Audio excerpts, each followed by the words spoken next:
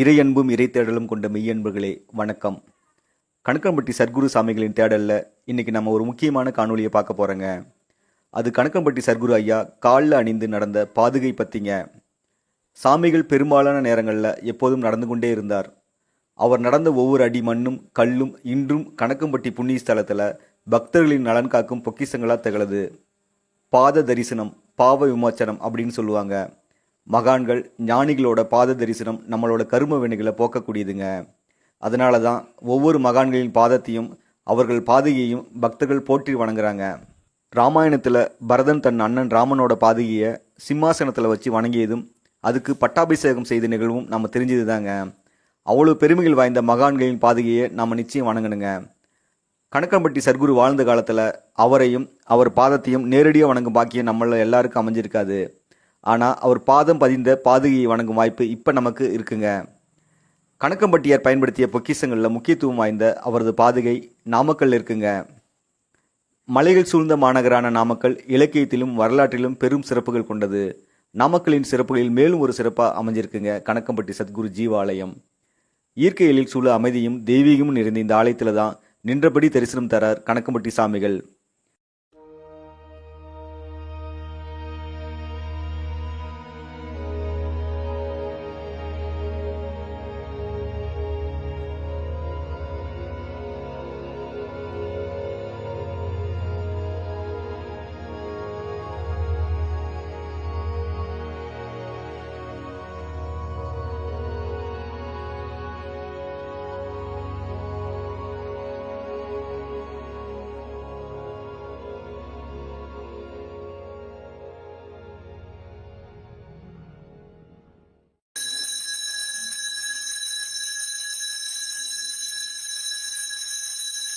ஐயாவின் முன்னாடி அவர் அணிந்த பாதுகை தரிசனத்துக்கு வைக்கப்பட்டிருக்குங்க. இங்கே வரும் பக்தர்கள் ஐயாவின் பாதுகையை நேரடியாக வணங்கும் பாக்கியத்தை பெற்று ஐயாவின் அருளை பூரணமாக பெற்று செல்றாங்க. இது குறித்து நாமக்கல் சத்குரு ஜீவ ஆலயத்தை நிர்வகித்து வரும் ஜெயமோகன் சாமிகள் நம்மக்கிட்ட பகிர்ந்துட்டாங்க. ஓம் சத்குருவே நம ஓம். ஐயா ஒரு நாள் ஒரு செப்பல், அந்த செப்பல் அவர் போட்டிருந்த செப்பல் எனக்கு இன்னொருத்தர் மூலியமாக போய் நாமக்கல்லில் வெயிடா அப்படின்னாரு. அந்த செப்பல் இன்றைக்கி இருக்குது. ஐயானுடைய பாதுகை இன்றைக்கி எப்படி ராமருடைய பாதத்தை எல்லாமே வணங்குறோமோ, இன்றைக்கி சிவபெருமானுடைய பாதத்தை வணங்குறோம், அனுமார் பாதத்தை வணங்குறோம். அதே மாதிரி சத்குரு பாதம் இங்கே இருக்குது. கணக்கம்பட்டியிலேயே சத்குரு பாதம் வச்சுருப்பாங்க. ஆனால் அவர் போட்டிருந்த செப்பலே நான் இங்கே வச்சுருக்கேன். அதை வச்சு அதுக்கு ஒரு கூண்டை போட்டு அதையும் வணங்கக்கூடிய தன்மையாக அதை வச்சுருக்கேன். தனியே ஒரு இதாக வச்சுருக்கேன். அதனால் என்றைக்கு யார் வந்தாலும் சரி, கணக்கம்பட்டி போயிட்டு வந்தாலும் சரி, ஆனால் இங்கே அருகில் இருக்கவங்க யார் இருந்தாலும் சரி, எப்போ வந்தாலும் நாமக்கல் வந்தாலும் என்னால் முடிந்த அளவுக்கு நான் உதவி செய்கிறேன். அதே மாதிரி இந்த ஐயானுடைய பாதுகை இங்கே இருக்கிறனால அவர் பார்த்து அங்கே தொட முடியலனாலும் இங்கே பார்த்து தொடலாம்.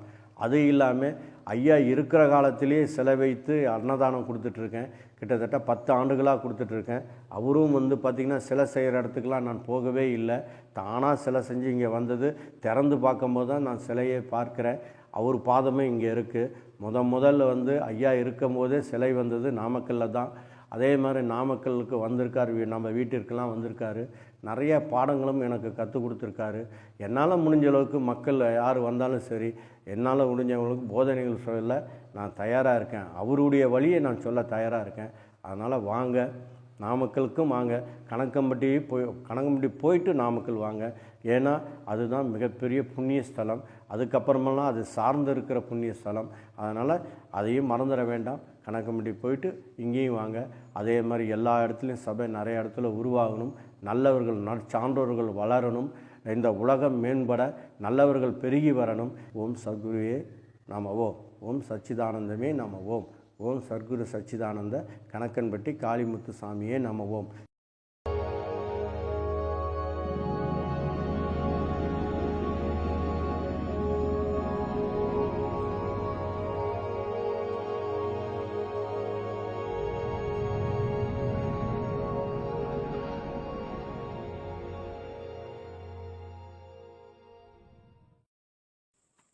சர்க்குருவே சரணம்.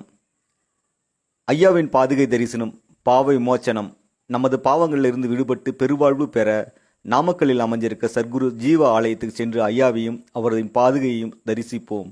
நல்வாழ்வு பெறுவோம். இன்னொரு காணொலியில் சந்திக்கலாம் நண்பர்களே. என்னை ஊக்கப்படுத்தவும் தொடர்ந்து இயங்கவும் இறைமை டிவியை சப்ஸ்கிரைப் பண்ணி லைக் பண்ணுங்க. இறை உணர்வும் இறை தேடலும் கொண்ட நான் உங்கள் மருதை விஜயகுமார். நன்றி.